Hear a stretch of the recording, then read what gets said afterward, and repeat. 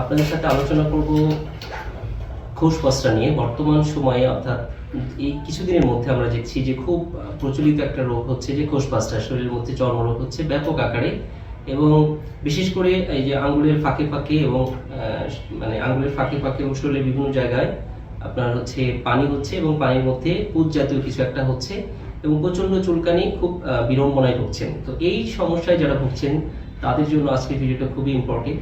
তো যারা ভিডিওটা দেখবেন আশা করি শেয়ার করে দেবেন ইনশাআল্লাহ।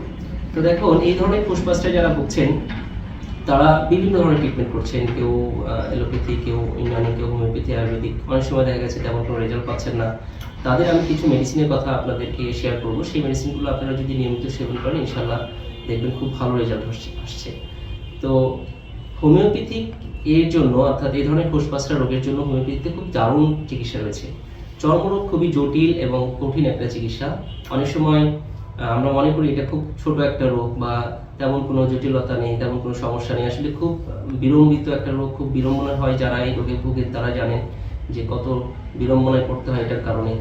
তো এই ধরনের সমস্যায় যারা ভুগছেন, অ্যান্টিবায়োটিক খাচ্ছেন কাজ হচ্ছে না, অন্য কোনো ট্রিটমেন্ট নিয়েছেন তেমন কাজ হচ্ছে না, তারা যদি সঠিক লক্ষণ বাছাই করে সঠিক হোমিওপ্যাথি ওষুধগুলো খেতে পারেন ইনশাআল্লাহ দেখবেন খুব দ্রুত এখান থেকে বের হতে পারছেন।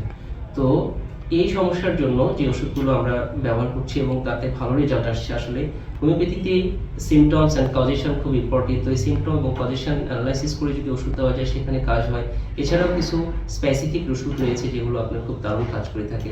তো এই পানি হয় ভিতরে, যদি শুধু পানি জাতীয় হয়, দেখেন এই ধরনের খোসপসরার ক্ষেত্রে যে ওষুধটা ভালো কাজ করে তার মধ্যে রাস্টক্স, ইচিনেশিয়া, মেজোরিয়াম, আর্সেনিক এবং কার্সিনোসিন খুব দারুণ কাজ করে থাকে। আমি যে 4-5টা মেডিসিনের নাম বলছি, এখানে আমি কিছু ক্লাসিফিকেশনটা বলছি যে কোন কোন লক্ষণের জন্য আপনি কী কী ওষুধ দেবেন।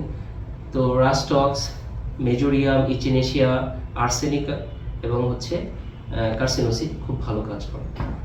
তো আপনি যাদের শুধুমাত্র পানি পানি হয় ভিতরে এই ধরনের এবং প্রচণ্ড চুলকানি, তাদের জন্য রাস্টক্স মেডিসিনটা খুব ভালো কাজ করে থাকে। এখন পানি পানি হয় কিন্তু পানি পানির সাথে ভিতরে হচ্ছে পুঁজ জাতীয় হয়ে যায়, ঘন একদম হলুদ বর্ণের। এই ধরনের যদি হয় তাহলে তাদের জন্য ইচিনেশিয়া মেডিসিনটা খুব চমৎকার কাজ করে থাকে। আর অনেকের আছে যে এই ধরনের তরল হচ্ছে এবং বিভিন্ন ধরনের চুলকানি প্রচণ্ড হচ্ছে এবং এই চুলকানি এখানে গরম দিলে ভালো লাগছে, তাদের জন্য কিন্তু আর্সেনিক মেডিসিনটা ভালো কাজ করে। এছাড়া এই পুঁজযুক্ত ওষুধের জন্য আপনার মেজোরিয়াম ভালো কাজ করে।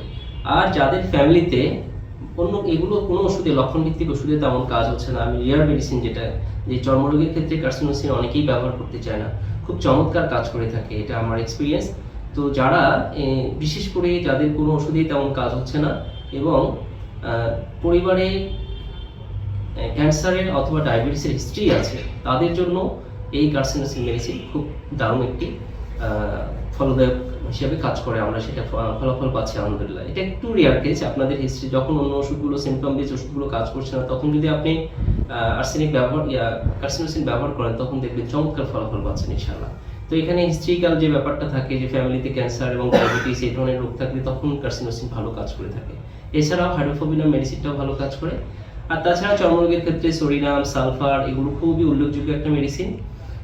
তো এগুলো হচ্ছে লক্ষণ অনুযায়ী আপনারা যদি লক্ষণ আসে তাহলে দিতে পারেন। তো আমি বিশেষ করে যেটা আলোচনা করলাম সেটা হচ্ছে যে যাদের এই যে খোসপসরা চুলকানি হচ্ছে এবং চুলকানির মধ্যে তরল কিছু একটা জমে যাচ্ছে, ঘন পুঁজ জাতীয়, তাদের জন্য আসলে তারা ভীষণ সমস্যায় ভুগছেন, তাদের জন্য এই মেডিসিনগুলোর নাম বললাম।